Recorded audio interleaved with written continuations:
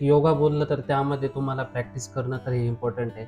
जरी तुमचं मास्टर किंवा MBA जे तर मी जसं म्हणाले की 6 महिने आमचे ऑनलाईन झाले आणि त्यानंतरचा जो 2 वर्षाचा काळ होता तो ऑनलाईन. आणि तुमचं कॉलेज तुम्ही बोलता की चालू होतं किंवा तुम्हाला बोलवलं पण जायचं. तुम्हाला एवढा मोठा गॅप कधी पडलेला दिसला की तुमचा म्हणजे एज्युकेशनवर काही इफेक्ट आलाय कोविडमुळे? नमस्कार मित्रांनो, तर स्वागत आहे तुमचं आपल्या नवीन यूट्यूब चॅनलवर. आणि ह्या चॅनलवरचा आपला हा फर्स्ट व्हिडिओ आहे. चॅनलचं नाव आहे जीवनगाथा. आणि आज आपल्याकडे एक असं खास व्यक्तिमत्व आलंय ज्याने आपल्या पुऱ्या करिअरमध्ये आणि अजून पण आपल्या करिअरमध्ये अजून नवीन नवीन गोष्टी करण्याचं ट्राय करतंय. आणि एक मेन म्हणजे बोलायला झालं तर योगा हा पार्ट आपल्या आयुष्यामध्ये खूप म्हणजे खूप इम्पॉर्टंट आहे. त्याच रिलेटेड आपण आज भेटायला आलोय प्रतिमा राजेंद्र फड यांना. नमस्कार मॅडम. नमस्कार, मी प्रतिमा राजेंद्र फड. मी योगा अँड वेलनेस कोच आहे. माझं BCom नंतर MBA योगा अँड हेल्थकेअर मॅनेजमेंटमध्ये झालं. त्यानंतर मी नॅचरोपॅथीचे काही कोर्सेस केले आणि आता मी सध्या डिप्लोमा इन फिजिओथेरपी करते आहे. ओके, तरी तुमचं पहिलीपासून ते 10वी पर्यंतचं शिक्षण कुठे झालं? गंगापूर रोडला, नाशिकमध्येच झालं. गंगापूर रोडला वाघगुरुजी शाळा म्हणून आहे. म्हणजे तुमचं सगळं तिथे. बालपण नाशिकमध्ये झालं असं तुम्हाला बोलायचं? हो, माझा जन्मही नाशिकचा आणि बालपणही बालपणी नाशिकचं. नाशिकमध्ये झालं. ओके. त्यानंतर मग तुम्ही 10वी नंतर काय करण्याचा विचार केला होता? 10वी नंतर तर मला कॉमर्स बॅकग्राऊंडच म्हणजे ठीक वाटत होतं. हम्म. कॉमर्समध्येच मला इंटरेस्ट होता. आणि मग आणि एक कॉमर्स बॅकग्राऊंड आणि तुम्ही जे योगाचं एवढं शिक्षण घेतलंय त्याचा काय फरक पडतो? ऍक्च्युली मला 12वी नंतर CS करायचं होतं, जे कंपनी सेक्रेटरी आहे. आणि त्याच्यासोबतच मला LLB पण करायचं होतं. पण सराउंडिंग बघून आणि एक स्कोप बघून, म्हणजे बाहेरचा जो स्कोप आहे करिअरच्या क्षेत्रातला, तो बघून माझ्या वडिलांनी मला सजेस्ट केलं की तू योगामध्ये पण जाऊ शकते. आणि त्याच्यामुळे मग मी आले त्याच्यामध्ये. ओके. आणि मग तुम्ही तुमच्या योगा शिक्षणाची स्टार्टिंग कुठून केली आणि कोणत्या सिटीमधून केली? तर मी 2016 मध्ये माझं BComचं फर्स्ट इयर चालू होतं. आणि 2016 मध्ये ऑगस्ट महिन्यामध्ये एक बँगलोरला एसव्यासा युनिव्हर्सिटी म्हणून आहे, तर त्यांचा योगा इन्स्ट्रक्टर कोर्स असा हा त्यांनी इंट्रोड्यूस केलेला होता. त्याच्याबद्दल मला माहिती मिळाली आणि रेसिडेन्शियल कोर्स तो करण्यासाठी मग मी तिथे बँगलोरला गेले. सराउंडिंग तो किती वर्षाचा कोर्स होता? ती डिग्री होती की डिप्लोमा होता? या प्रकारचं काही ते आमच्या सर्टिफिकेशन कोर्स होता, फक्त 1 महिन्यासाठी होता.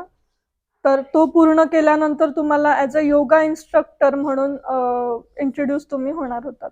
म्हणजे त्याचे देखील खूप फायदे. हो. ओके. आणि त्याच्यानंतर मग तुम्ही बँगलोरवरून आल्यानंतर मग तुमची पुढची जर्नी काय होती? त्यानंतर मग मला तो कोर्स केल्यानंतर त्या क्षेत्रात आवड निर्माण झाली. आणि त्यानंतर मग आल्यानंतर डिप्लोमा इन योगा असा मी एक कोर्स केला. तो साधारण 1 वर्षासाठी होता. आणि त्यानंतर आयुष मंत्रालयाचं QCI म्हणून एक सर्टिफिकेशन आहे. त्यात लेव्हल 2 असं योगा टीचर लेव्हल 2 असा सर्टिफिकेशनचं नाव होतं. तो कोर्स देखील मी केला. आणि त्यानंतर ग्रॅज्युएशन कंप्लीट झाल्यानंतर मग मला एसव्यासा युनिव्हर्सिटी बँगलोर इथूनच मला मास्टर्स करायचं होतं. त्यामुळे मग मी MBA साठीची तयारी आधीपासूनच सुरू केलेली होती. आणि एंट्रन्स एक्झाम देऊन MBA हे एसव्यासा मधून सुरू केलं. ओके. MBA किती वर्षाचा कोर्स होता? MBA हा साधारण 2 वर्षांचा कोर्स होता. 2 वर्ष. कोविडच्या इन बिटवीन तो सुरू झाला होता. सुरुवातीचे काही दिवस हा ऑनलाईन झाला, त्यानंतर ऑफलाईनच कोर्स हा आता इथे एक सुरू खूप झाला. इंटरेस्टिंग पार्ट येतो. जे तुम्ही सांगितलं की तो तुमचा कोर्स आफ्टर कोविड झाला की मिड कोविड झाला. आणि योगा बोललं तर त्यामध्ये तुम्हाला प्रॅक्टिस करणं तर हे इम्पॉर्टंट आहे. जरी तुमचं मास्टर किंवा MBA जे ऑनलाईन होतंय, ॲज अ झूमवर होतंय किंवा बऱ्याच कोविड टाईममध्ये असे इंजिनिअरिंग पण कॉलेजेस होते की ते ऑनलाईन लेक्चर्स वगैरे घ्यायचे. बाकी कॉलेजेस झाले, स्कूल झाले, यांचे पण तेच चालू होतं की ऑनलाईन लेक्चर वगैरे ते प्रोव्हाइड करायचे. पण त्याचा फारसा म्हणजे खूप मोठा इफेक्ट हा कामगारांवर पडला किंवा ज्या बॅचेसमध्ये कोविडचे स्टुडंट होते त्यांना आता तो खूप मोठा फटका पडतोय की त्यांना जॉब वगैरे भेटत नाहीये. फक्त एकच त्यांच्या मागे टॅग लावला जातोय की तुम्ही कोविडमध्ये पासआउट झालेले. तर तुमचा एक काय रोल होता कोविडमधला? तुम्ही प्रॅक्टिस वगैरे कशी केली होती आणि त्याच्यानंतर तुम्हाला त्याचा काही इफेक्ट पडला का? तसं बघायला गेलं तर आमचा कोर्स जो आहे तो कोविडच्या मध्ये सुरू झाला होता. ओके. आणि सुरुवातीचे मी जसं म्हणाले की 6 महिने आमचे ऑनलाईन झाले आणि त्यानंतरचा जो 2 वर्षाचा काळ होता तो ऑनलाईन ऑफलाईन असं चालू होतं. म्हणजे ज्यावेळेला पेशंट्स वाढायचे त्यावेळेला युनिव्हर्सिटीवाले स्वतः सांगायचे की तुम्ही आता थोडे दिवसांसाठी घरी जा. मग ओके. साधारण 1 ते दीड महिन्यांसाठी आम्हाला घरी पाठवायचे. मग त्या दरम्यान आमचे क्लासेस हे ऑनलाईन कंडक्ट केले जायचे.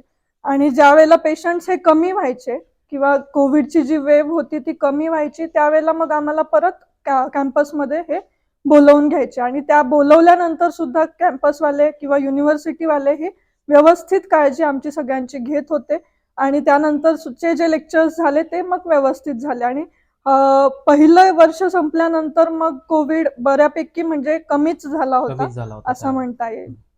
मग त्यावेळेला जे तुम्ही बोलताय की युनिव्हर्सिटी किंवा जे पण कोर्स वाले होते ते तुम्हाला बोलवायचे, तर तुम्हाला नाशिकवरनं बँगलोरला जावं लागायचं. हो, नाशिकवरून बँगलोरला. बँगलोरला. तर त्यावेळेला काही रिस्ट्रिक्शन असायचे, पोलीस वगैरे प्रशासन वगैरे असायचं ते म्हणजे प्रत्येक गोष्टी चेक करणं किंवा जाऊ न देणं, त्या गोष्टी तुम्ही कशा फेस केल्या? बरोबर. आर-टी-पी-सी-आर टेस्ट होती ती आम्हाला प्रत्येक वेळेला इथून करून डिस्ट्रिक्ट बॉर्डरवरती सुद्धा ती दाखवायला लागायची किंवा आपण ज्या मोडने ट्रॅव्हल करत होतो हां. त्यांना सुद्धा ते दाखवायला लागायचं आणि युनिव्हर्सिटीमध्ये सुद्धा ती टेस्ट कंपल्सरी होती. जर निगेटिव्ह असेल तरच तुम्हाला युनिव्हर्सिटीमध्ये एंट्री मिळत होती. कोविड टाईममध्ये असं बघितलं गेलं होतं, स्वतः मी पण बघितलं, की बरेच स्टुडंट, बरेच कॉलेजेस आणि स्कूल हे 2-2 वर्षापर्यंत डायरेक्ट बंद होते आणि तुमचं कॉलेज तुम्ही बोलता की चालू होतं किंवा तुम्हाला बोलवलं पण जायचं. तुम्हाला एवढा मोठा गॅप कधी पडलेला दिसला, की तुमचा म्हणजे एज्युकेशनवर काही इफेक्ट आलाय कोविडमुळे? नाही, असा गॅप पडलाच नाही कारण ऑनलाईन पण चालू होतं आणि इन बिटवीन ऑफलाईन पण ते आम्हाला बोलवत होते. त्याच्यामुळे असा खूप गॅप काही पडला नाही. काही वाटत नाहीये. ठीक नाही, आहे. नाही, नाही. आणि एक तुम्हाला आत्ता म्हणजे असं प्राउड फील होतंय का तुम्ही कॉमर्स फील्ड सोडून एक योगा टीचर बनल्या म्हणून? हो, कारण आत्ताचं जे सराउंडिंग बघितलं किंवा आत्ताची जनरेशन बघितली, सेडेंटरी लाईफस्टाईलमुळे खूप जास्त लोकांना प्रॉब्लेम्स, बरोबर आहे. हेल्थ इश्यूज सुरू झालेले आहेत. सुरू झाले. आणि इन केस जर मी सीएस केलं असतं तर तेच माझं डेली रुटीन झालं असतं फक्त की जॉबला एक जायचं तिथून. नॉर्मली पर्सन जो जॉब करतोय हां, ह्याच प्रकारचं तुमचं पण बरोबर. झालं असतं. हो. पण हा एक तुमचा करिअर फील्डमध्ये खूप वेगळा पार्ट बनला, की तुम्ही एक योगाचं एकदम म्हणजे असं शिक्षण वगैरे घेतलं आणि तुम्ही बरोबर, आता लोकांना ती सर्व्हिस प्रोव्हाईड करताय. बरोबर. ॲज अ सीए तुम्ही बनला असता तुम्हाला एकाच ठिकाणी काम करणं होतं. एक टीम मेंबर म्हणून तुम्हाला काम करणं होतं.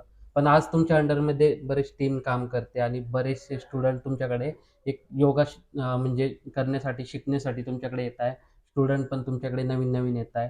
त्यानंतर मग तुमचं एज्युकेशन झाल्यानंतर तुम्ही तुमच्या बिझनेससाठी ॲज अ बिझनेस पण बोलता येईल किंवा एक वेलनेस कोच म्हणून तुम्ही तुमची सर्व्हिस कशी प्रोव्हाईड करता?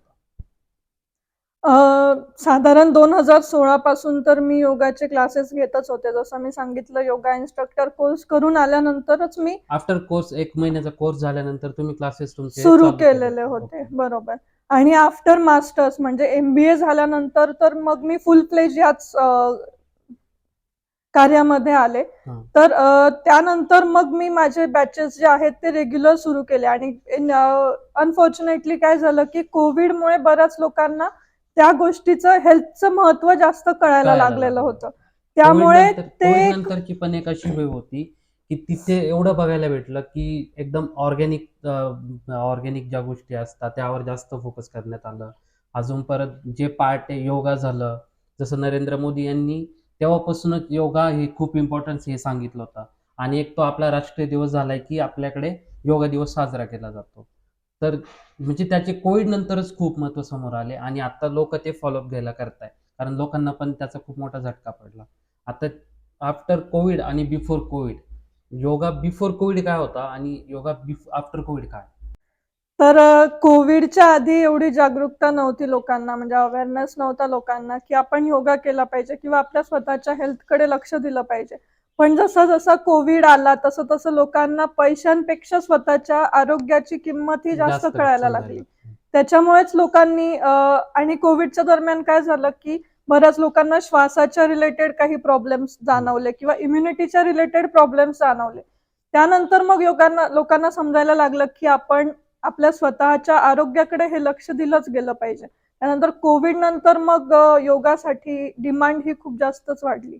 ओके. आणि आजकालची जनरेशन तुम्ही पण बघितली असेल, ती जिमवर जास्त फोकस करते. बरेचसे यंग स्टुडंट आहे, यंग जेवढे पण आता लेडीजमध्ये पण बघायला गेलं ना, की जरा कोणाला जर फॅट म्हणजे असं हे वाटतंय, ते पण एक पहिलं काय विचार करतात, की मी जिम जॉइन केली पाहिजे. तर जिममध्ये आणि योगामध्ये काय डिफरन्स आहे? आणि आजकालचं जनरेशन हे जिम मागे का जास्त फोकस करतंय आणि योगा म्हणजे का म्हणजे जास्त असं अजून पण एवढं चूज करत नाही? तर जिम आणि योगामध्ये डिफरन्स असा आहे, की मी म्हणत नाहीये, की तुम्ही जिम करू नका, तुम्ही फक्त योगाच करा. जिममध्ये तुमचं स्ट्रेंथ वर्कआउट हे चांगलं होतं. म्हणजे तुम्ही वेट लिफ्टिंग करता त्याच्यासाठी तुम्ही तुमच्या बरोबर. ज्या बॉडीला एनर्जी मिळते, ती तुम्ही बाहेरच्या सोर्समधून घेता. जसं बाहेरच्या बाहेरचे सोर्समधून. प्रोटीन्स असतील. जसं प्रोटीन वगैरे कंझ्युम करता हां. आणि जसं जो ऑर्गॅनिक डाएट असतो, तो फॉलो न करता आजकालची जनरेशन बघितलं गेलंय, की ते जास्तीत जास्त प्रोटीन सेवन करणं, जे मेडिकलमध्ये वगैरे भेटतात, यामध्ये जास्त फोकस करतात. का करतात? तर फक्त त्यांना बॉडी म्हणजे एकदम मेंटेन करायची आणि एक काहीतरी एक हां, दाखवायचं. मसल गेनसाठी त्यांना ते हां, फक्त शो ऑफच शो म्हणता ऑफ येईल म्हणता तो. येईल त्याला. हां. पण त्यांची बॉडी आतून तेवढी स्ट्रॉंग नाही होत आहे, नाहीये. जेवढी ते बरोबर. प्रोटीन्स बाहेरचे प्रोटीन्स घेऊन ते करतात. आणि जिमचा एक साइड इफेक्ट असा आहे, की तुमचे हार्मोन्स खूप जास्त इम्बॅलन्स होतात त्याच्यामुळे. बरोबर. ॲज कंपॅरेटिव्हली की योगामध्ये तुमचे हार्मोन्स आपण बॅलन्स करतो. हं. योगा म्हणजे काय? तर माइंड आणि आपली बॉडी याच्याशी आपण कनेक्ट करतो. ओके. त्याच्यामुळे मग ज्यावेळेला आपण काही आसन करतो किंवा काही सेट सूर्यनमस्कारचे करतो, त्यावेळेला आपण ब्रीथिंग वरती फोकस करून ह्या सगळ्या गोष्टी करतो. बरोबर. तर ते करत असताना आपलं माइंड आपोआप आपली बॉडी जी आहे ती माइंडशी कनेक्ट होते. कनेक्ट होतं. आणि हार्मोन्स जे आहेत ते बॅलन्स होण्यासाठी मदत होते. त्यात काही आपले आसन सुद्धा आहेत. तर ते सुद्धा माइंड शांत करण्यासाठी मदत करतात. डेली बेसिसवर योगाचे किती फायदे होतात? जर आपण कंटिन्यू करतोय, डेली करतोय, तर त्यापासून काय फायदा होतो आपल्या बॉडीसाठी? सुरुवातीला तुम्ही योगा करायला लागल्यानंतर तुम्हाला थोडंसं बोरिंग वाटणार आहे. कारण योगामध्ये असं नाहीये, की तुम्ही खूप जास्त लाऊड म्युझिक लावताय. हं. ते म्युझिक ऐकून त्याच्यावरती नाचताय किंवा काही एक्सरसाइज हां, करताय. आता हा एक तर प्रकार तुम्ही सांगितला, तुम्ही शेअर केला. जिममध्ये जर गेलं तर मोठ्या लाऊडमध्ये म्युझिक लावली जातात. मग त्या म्युझिकच्या जोरावर जे पण कोणी असतात, ते जास्तीत जास्त काय करतात, मग जास्तीत जास्त म्हणजे ग्रुप वगैरे असतो. लाऊड म्युझिक आहे. लाऊड म्युझिकमध्ये मग ते जास्त जिम वगैरे मारणं हा प्रकार होतो. तसं योगामध्ये तुम्ही सांगितलं, की लाऊड म्युझिक वगैरे जास्त नसतं. तर याचा काय डिफरन्स आहे? ज्यावेळेला तुम्ही लाऊड म्युझिक ऐकता त्यावेळेला तुमचं माइंड तिकडे जातं आणि ते माइंड डिस्ट्रॅक्ट झाल्यानंतर तुम्ही त्या सॉन्गशीच कनेक्ट होतात. तुम्ही बॉडीशी कनेक्ट होतच नाहीये. नाही. बरोबर. किंवा तुम्ही कुठलीही एक्सरसाइज करताय किंवा स्ट्रेंथचं वर्कआउट करता, तुमचं लक्ष तिथे नसतंच. तिथे तुमचं नसतं. लक्ष सगळं सॉन्ग्सकडे असतं किंवा म्युझिककडे असतं. बरोबर. त्याच वेमध्ये बघायला गेलं आपण तर योगामध्ये आपण जी पण ऍक्टिव्हिटी करतोय, पूर्ण लक्ष हे आपल्या आपल्या शरीराकडे शरीराकडे असतं. असतं. त्यामुळे आपलं माइंड लवकर कनेक्ट होतं आपल्या शरीरासोबत. ओके. योगामध्ये किती प्रकार येतात? जे तुम्ही जे बॅचेस घेताय, एक बॅचेस म्हणजे एक स्टुडंटला तुम्ही किती टाईम तुमचा देता योगासाठी? जिममध्ये गेल्यानंतर तो टाईम आपला डिपेंड आहे, की आपल्याला किती टाईम जिम करायची. तिथे पण प्रकार असतात. विथ ट्रेनी चार्जेस असतात, विदाऊट ट्रेनी चार्जेस असतात. बाकी पण एक्स-वाय-झेड भरपूर साऱ्या सर्व्हिसेस जिममध्ये दिल्या जातात. पण पाहिजे तसं आपल्याला भेटत नाही. तसं योगामध्ये तुम्ही पर स्टुडंट किती टाईम देता आणि त्यामध्ये तुम्ही काय-काय सर्व्हिस देता? तर आपण 1 तासाचं पर सेशन असतं. म्हणजे एक सेशनला आपण 1 तास पूर्ण देतो. ओके. त्यामध्ये मग आपण सुरुवातीला काही ब्रीथिंगच्या एक्सरसाइजेस घेतो. म्हणजे प्रेयर नंतर ब्रीथिंगच्या एक्सरसाइज घेतो आणि त्यानंतर आपण लूजनिंग एक्सरसाइज घेऊन, काही वॉर्मअपच्या एक्सरसाइज घेऊन, ज्या कार्डियाक हेल्थसाठी आपल्या चांगल्या असतात, ओके. त्या घेऊन त्यानंतर आपण सूर्यनमस्कार सुद्धा त्याच्यामध्ये घेतो. सूर्यनमस्कार झाल्यानंतर एक काही सेकंदची रेस्ट आपण देतो स्टुडंट्सला आणि त्यानंतर मग आपण काही आसनं करून घेतो त्यांच्याकडून आणि आसनं झाल्यानंतर रिलॅक्सेशन देऊन मग पुढचं प्राणायामचं सेशन हे आपलं सुरू होतं. सुरू होतं. योगामध्ये डाएटचे कोणते-कोणते प्रकार आहे? आणि कोणता डाएट म्हणजे सगळ्यांनी रेग्युलर फॉलो केला पाहिजे? आणि डाएटमधून काय बेनिफिट होता योगामध्ये? डाएट हे आपण केलंच गेलं पाहिजे, कारण आधीच्या पूर्वीच्या जमान्यात आपण बघायचो की आपले आजी आजोबा जे आहेत ते शेतावर जायचे. मग शेतावर जाताना ते सकाळी 9:30-10च्या दरम्यान न्याहारी करूनच निघायचे. निघायचे, बरोबर. आणि ती न्याहारी केल्यानंतर ते कधी वाटलं तर 2-3 वाजता थोडंसं जेवण करायचे किंवा डायरेक्ट सूर्य मावळतानाच त्यांचं जेवण असायचं. म्हणजे सूर्य मावळताना म्हणजे 6-6:30, 7च्या पर्यंत त्यांचं जेवण होऊन जायचं. पण सध्याच्या काळात काय होतंय की आपले जॉबचे टायमिंग असतील किंवा कोणी बिझनेस करत असेल तर त्यांचे टायमिंग्स हे मॅच होत नाहीयेत. बरोबर. मग तुम्ही जेवढं घरगुती जेवण करू शकाल तेवढं तुम्ही घेऊ शकता. प्रॉपर डाएट म्हटलं तर आपण पर्सन टू पर्सन ज्याच्या त्याच्या हेल्थ कंडिशन्स नुसार देतो. बरोबर. पण जनरल डाएट म्हणायला गेलं तर आपण फक्त घरगुती जेवण घ्यायला पाहिजे, ज्याच्यामध्ये तिखट कमी असेल, तेलकट कमी असेल, मसाले कमी असतील, असं सात्विक भोजन आपण घेतलं गेलं पाहिजे. बरोबर. मग त्यामध्ये तुम्ही जर चपाती खात असणार तर ती चपाती पहिले बंद केली पाहिजे. चपातीच्या ऐवजी तुम्ही ज्वारीची, नाचणीची, बाजरीची कुठलीही भाकरी ही घेऊ शकता. आणि ज्यावेळेला तुम्ही गोड कमी करता तुमच्या जेवणातनं, त्यावेळेला तुमच्या शरीरावरती त्याचे जास्त फायदे होतात. तर तुम्हाला वेट लॉस करायचं असेल तर त्याच्यासाठी सुद्धा जर गोड बंद केलं तर खूप छान रिझल्ट्स हे त्याचे मिळतात. ओके. आता तुमचे साधारण किती बॅचेस चालतात आणि एका बॅचेसचे पर स्टुडंट किती आहे? साधारण 2च बॅचेस सध्या चालू आहेत आपल्याकडे. पर बॅच या 15 ते 20 स्टुडंट्स असे आहेत आपल्याकडे. ऑनलाईन आणि ऑफलाईन दोघंही मोडमध्ये आपण बॅचेस घेतो. ऑनलाईन पण तुमच्याकडे बॅचेस आहे आणि जसं तुम्ही सांगितलं की ऑफलाईन पण बॅचेस तुमच्या चालतात. आता योगाचा टाइम हा फक्त मॉर्निंगचाच असतो की आपण समजा इव्हिनिंग पण केलं किंवा म्हणजे जो 7 ते 8 दरम्यानचा टाइम असतो संध्याकाळचा, कोणता टाइम योग्य असतो योगासाठी? योगासाठी तसं बघायला गेलं तर फक्त सकाळचाच टायमिंग हा योग्य आहे, कारण योगा हा आपल्याला उपाशीपोटी करायचा असतो. त्याच्यामुळे हा जर सकाळी केला सूर्य उगवणीच्या वेळेला तर तोच टायमिंग एकदम परफेक्ट आहे. आणि संध्याकाळी पण योगा करतात लोक, पण काय होतं की आपण जेवणाचा टायमिंग हा आपला दुपारचा फिक्स नसतो. फिक्स नसतो. त्याच्यामुळे मग आपण संध्याकाळी शक्यतो अवॉइड करतो बरोबर. योगा करणं. आणि असं म्हटलं जातं की जसं जसं सूर्य मावळतो तसं तसं आपली बॉडी शांत होत जाते आणि तिला रेस्ट हवी हवी असते. असते. जर आपण संध्याकाळी जर योगा केलं तर आपली एनर्जी त्यावेळेला सुद्धा अजून वाढून जाते. वाढून जाते. बरोबर. आणि तुम्ही एक काय संदेश देऊ शकाल प्रत्येक जणाला की योगा चूज केला पाहिजे, जिम चूज केली पाहिजे, कोणत्या याच्यापासून बेनिफिट तुम्हाला होणार आहे आणि याबद्दल तुम्ही काय फक्त आमच्या जे पण प्रेक्षक आहेत त्यांना सांगू शकता? तसं म्हणायला गेलं तर मी योगाचंच फक्त प्रमोट करते किंवा जिमला डिप्रमोट बरोबर. करते असं काही नाहीये. तुम्ही जिम पण करा, त्याच्यासोबत योगा हा कंपल्सरी करा. ज्यावेळेला तुम्ही जिमच्या सोबत जर योगा करताय तर तुमची स्ट्रेंथ प्लस तुमचं माइंड हे स्टेबल होणार आहे, तुमचे हार्मोन्स हे कंट्रोलमध्ये राहणार आहेत. जिमचे पण मी बरेचसे प्लॅन बघितले. मी स्वतः पण जिममध्ये व्हिजिट केलेली. बरेचसे प्लॅन असतात जे स्टार्टिंग त्यांची असते 3000, 4000 असे पॅकेजेस असतात. तुम्ही तुमचं पॅकेज कितीमध्ये प्रोव्हाईड करता?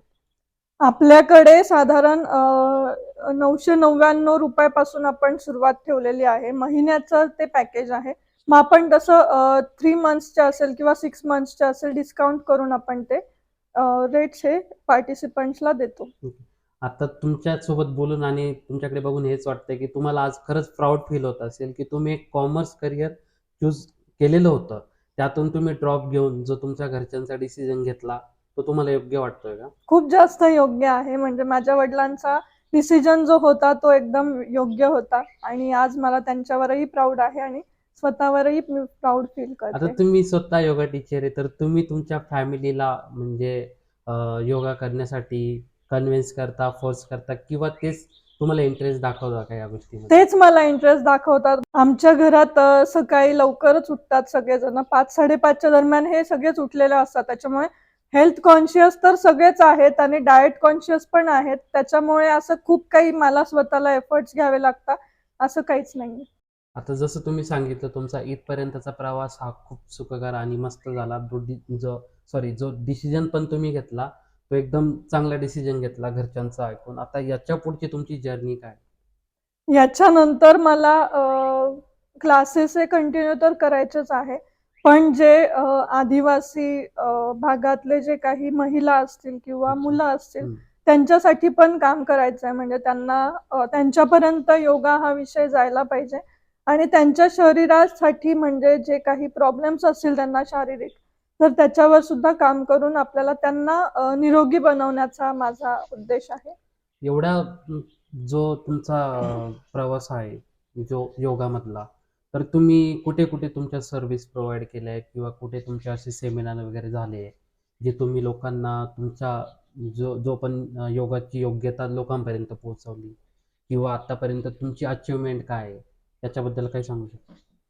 मी वेगवेगळ्या कॉलेजेसमध्ये किंवा शाळेंमध्ये सुद्धा सेमिनार घ्यायला जाते आणि काही औद्योगिक कंपन्या ज्या आहेत तिथे सुद्धा आपले सेशन्स हे होत असतात आणि काही सामाजिक कार्यक्रम असतात किंवा काही सरकारी कार्यालयांमध्ये सुद्धा आपले सेशन्स हे झालेले आहेत आणि नेहमी होतात. ओके. म्हणजे तुम्ही बऱ्याचशा लोकांपर्यंत पोहोचलेले आहात आणि अजून हो, लोकांपर्यंत तुम्हाला पोहोचायचं आहे. हो. धन्यवाद. तुम्ही तुमचा वेळेत वेळ काढून आमच्यासाठी दिला आणि मी तर प्रेक्षकांना हे सांगेल, की तुम्ही जिम पण जॉइन करा आणि योगाचे पण जसे महत्त्व मॅडमनी समजून सांगितले, हे तुम्ही तुमच्या विचारांमध्ये घेतले तर बरंच काही चांगलं होईल. धन्यवाद मॅडम. धन्यवाद.